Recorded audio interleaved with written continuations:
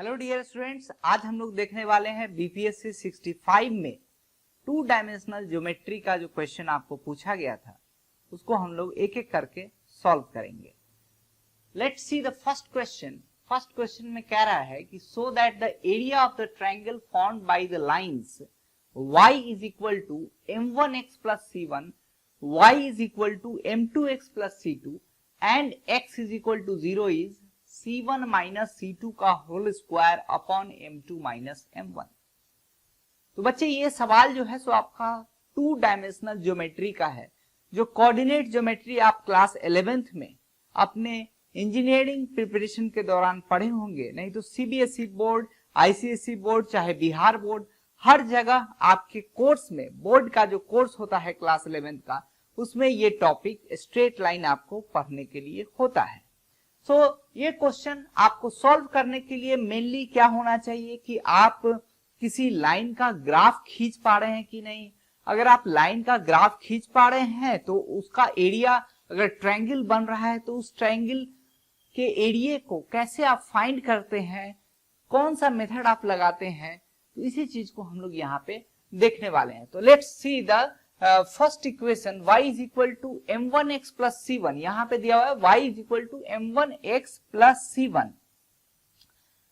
तो इसको अगर हम प्लॉट करने की कोशिश करें तो let's say it is x axis और यहाँ पे ये मान लेते हैं कि y एक्सिस है, ठीक है। तो y is equal to m1x plus c1। अब आप जानते हो कि स्लोप इंटरसेप्ट फॉर्म आपने कभी ना कभी इस चीज को जरूर पढ़ा होगा।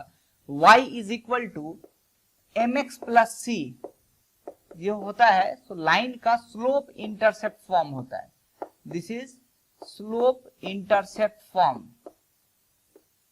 ठीक है। लाइन का इक्वेशन, स्ट्रेट लाइन का इक्वेशन का डिफरेंट फॉर्म्स होते हैं, जिसमें कि वन ऑफ द फॉर्म्स ये भी है स्लोप इंटरसेप्ट फॉर्म। ओके, तो y is equal to mx plus c, मतलब इसमें c क्या होता है बच्चे, आपका इंटरसेप्ट होता है y एक्सिस पे, और m क्या होता है यहाँ पे, स्लोप होता है। तो इस चीज का जानकारी अगर आपको है तो इस क्वेश्चन को आपको हल आराम से कर सकते हो। कैसे, तो y is equal to m1x plus c1। अब ये इक्वेशन अगर आप लिखो y is equal to m1x plus c1, तो अगर हम ये निकालना चाहे कि ये लाइन x एक्सिस को कहां पे कट कर रहा है तो उसके लिए आपको y की वैल्यू 0 करनी होगी। तो y की वैल्यू आप 0 कीजिएगा तो x की वैल्यू कितनी आ जाएगी बच्चे, you can see here x की वैल्यू जो आ जाएगी so minus c1 upon m1 आ जाएगी, ठीक है। तो आप एक स्ट्रेट लाइन ऐसे बना दो, कोई आर्बिट्रेरी स्ट्रेट लाइन ऐसा कुछ है हमारा, जिसका इक्वेशन है y is equal to m1x plus c1। तो यहां से यहां तक का जो वैल्यू हो जाएगा, यहां से यहां तक का जो वैल्यू होगा that will be nothing but c1। और ये कहां पे काट रहा है तो आप देखो कि x is equal to minus c1 by m1, ठीक है। सिमिलरली एक हमारा दूसरा स्ट्रेट लाइन भी होगा, कौन सा, y is equal to m2x plus c2 होगा। तो मान लेते हैं कुछ इधर होगा वो स्ट्रेट लाइन ऐसा,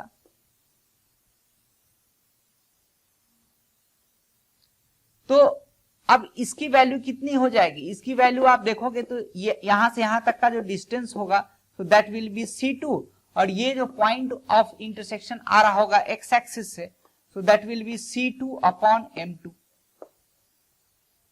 इतना बात तो आराम से निकल जाता है। खाली स्ट्रेट लाइन का आप स्लोप इंटरसेप्ट फॉर्म अगर आप जान रहे हैं तो आराम से इतनी बात है तो आप डिड्यूस कर लोगे। अब बात आती है कि जो ट्रायंगल का एरिया निकालने को बोल रहा है तो ट्रायंगल का एरिया कौन कौन से लाइन के बीच में एरिया जो फॉर्म हो रहा है, कौन कौन से लाइन के बीच में जो बनने वाला एरिया है उसको निकालना है। तो y is equal to m1x plus c1 है। तो लेट अस सपोज ये वाला जो लाइन है, this line is y is equal to m1x plus c1, और ये वाली जो लाइन है this is y is equal to m2x plus c2। ये फर्स्ट लाइन है तो ये m1 होगा और ये जो है तो हमारा m2 होगा, ठीक है। तो अब ये दोनों स्ट्रेट लाइन को यूज करना है और एक्स एक्सिस को यूज करना है। Fine, x is equal to 0। अब x इज इक्वल टू 0 कौन सा लाइन होता है? तो आप जानते हो y एक्सिस होता है। इसका मतलब क्या हो गया? इसका मतलब हो गया कि आपको कुछ नहीं करना है, y is equal to 0, x is equal to 0 means this is the y axis, ये वाला लाइन और एक ये लाइन, ठीक है। यहाँ पे आप ध्यान से देखिए तो ये क्या बन रहा है बच्चे, ध्यान से देखिए तो ये आपको एक ट्रायंगल नजर आएगा। इसी ट्रायंगल का आपको एरिया क्या करना है बच्चे? निकालना है। अब इसका एरिया आप जानते हो, एरिया ऑफ ट्रायंगल जो होता है, सो एरिया ऑफ ट्रायंगल होता है बच्चे, area of triangle is nothing but half into base into height. इससे बेसिक फॉर्मूला और क्या होगा एरिया ऑफ ट्रायंगल का? सब लोग आप जान रहे हो कि एरिया ऑफ ट्रायंगल होता है half into base into height. Okay, so यहां से यहां तक अगर आप बेस मानते हो तो this will be equal to what? C1 minus C2। If C1 का वैल्यू अगर C2 से बड़ा है तो C1 माइनस C2 हो जाएगा। मान के चल रहे हैं कि C1 जो है सो ग्रेटर देन है C2 से। अब बात आती है कि इसकी जो हाइट है वो निकालनी है हमें, ये हाइट। अब ये हाइट क्या होगा? तो ये हाइट आप जानते हो कि जो पॉइंट ऑफ इंटरसेक्शन आएगा उसका एक्स कोऑर्डिनेट होगा, राइट। तो पॉइंट ऑफ इंटरसेक्शन अब हम लोग निकालते हैं कि इन दोनों लाइंस का y is equal to m1x plus c1, y is equal to m2x plus c2, इन दोनों लाइन का पॉइंट ऑफ इंटरसेक्शन क्या होगा। तो अगर पॉइंट ऑफ इंटरसेक्शन अगर हम निकालना चाहें तो आपको लिखना होगा y is equal to m1x plus c1 और y is equal to m2x plus c2, और कुछ नहीं करना है, दोनों को माइनस कर देना है।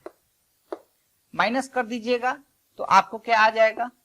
m1 minus m2 times x will be equal to what?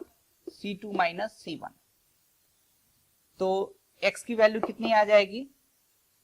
c1 minus c2 upon, आप उल्टा कर दो इसको, m2 माइनस m1, ठीक है। तो एरिया ऑफ ट्रायंगल क्या होगा? एरिया ऑफ ट्रायंगल क्या होगा? Half into base into height, ठीक है, ये हम जानते हैं। तो half into base into height, base कितना है?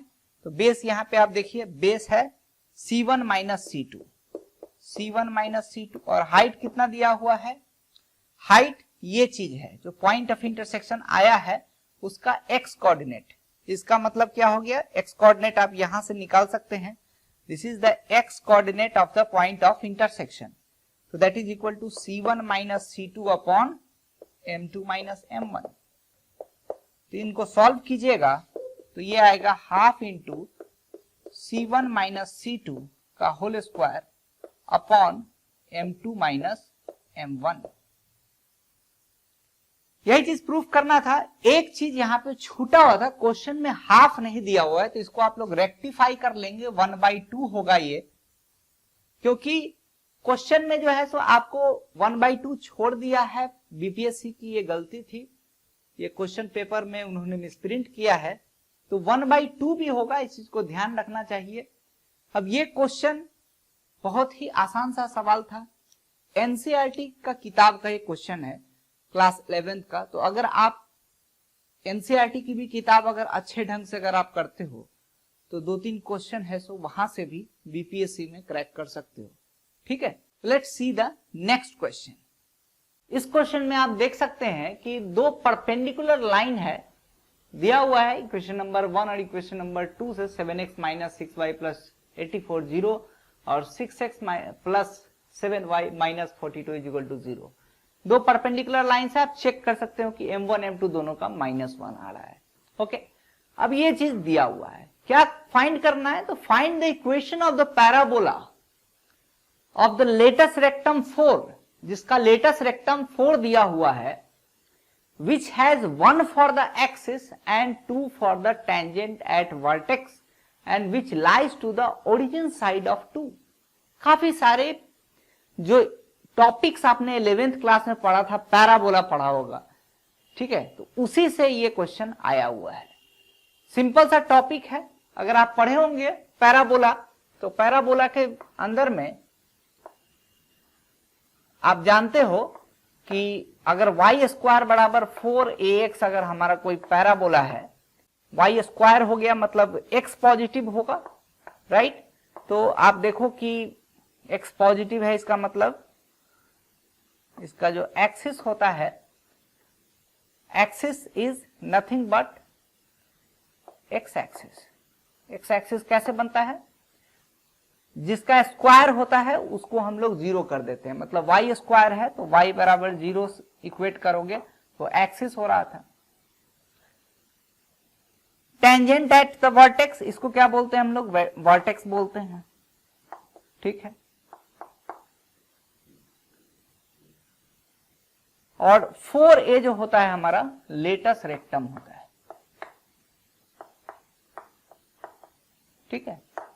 डायरेक्ट्रिक्स कुछ यहां होता है। पैराबोला अगर आपने पढ़ा होगा तो यहां पे अगर फोकस होता है तो parabola is the locus of all the points which is eight fix distance from the fix point and the fix line. Fix distance जो होता है सो आपका फोकस होता है और फिक्स लाइन जो होता है सो डायरेक्ट्रिक्स होता है।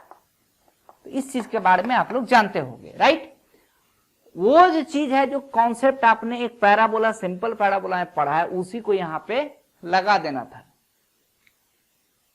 यहां कहता है क्या कि पैराबोला जो है सो इंक्लाइंड है, मतलब पैराबोला का जो एक मतलब जो एक्सिस है, जो टेंजेंट है, अब वो x बराबर कांस्टेंट, y बराबर कांस्टेंट टाइप्स नहीं है। वो कैसा है? तो वो कुछ ax प्लस by बराबर c होगा, कुछ a2x प्लस b2y बराबर c2 होगा, ठीक है। फिर भी आपने अगर अच्छे से डिटेल्ड स्टडी किया होगा तो उसके बारे में भी क्लास 11th में ही हर एक किताब में आपको रहता है कि अगर if axis is given to be, axis is equal to a1x plus b1y plus c1 बराबर 0 दिया हुआ है और tangent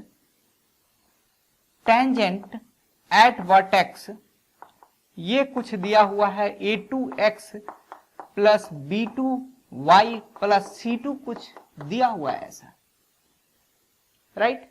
then you can find the equation of parabola. और मान लो इसमें कि लेटस रेक्टम का वैल्यू जो है सो कुछ m दिया हुआ है, ठीक है। तो पैराबोला का इक्वेशन कैसे निकलता है? आप यहां देखिए y square is equal to 4ax से आप कंपैरिजन कीजिए, तो y square is equal to 4ax करते हो तो y क्या हो रहा था हमारा?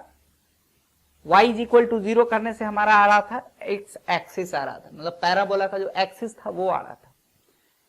तो यहां जो एक्सिस रहेगा उसको ऊपर में हम डालेंगे upon under root of a1 square plus b1 square. ये फॉर्मूला है, इसको आपको याद रखना पड़ेगा, ठीक है।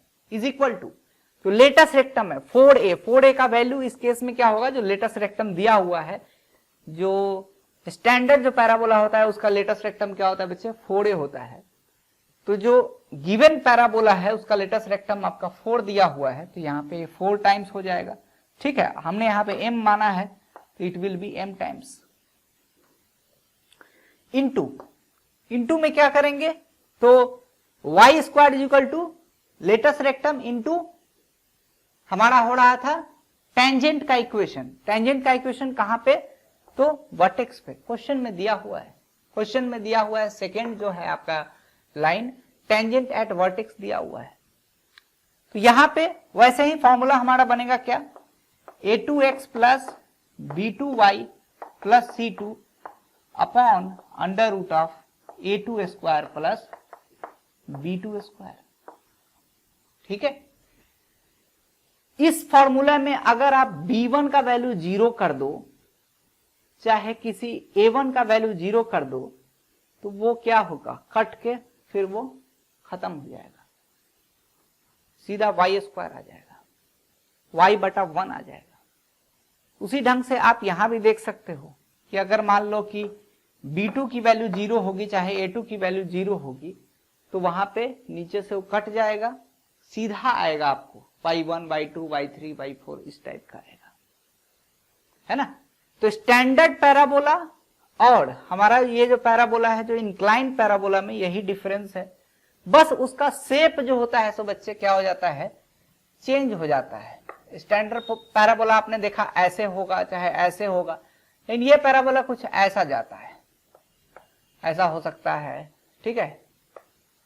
ये पैराबोला कुछ ऐसा हो सकता है, राइट, इस ढंग का होगा। तो चलिए हम लोग इस इंक्लाइन पैराबोला का इक्वेशन फाइंड आउट करते हैं। तो अब इसी फॉर्मूले में हमको सारा चीज क्या करना है, वैल्यू को पुट कर देना है।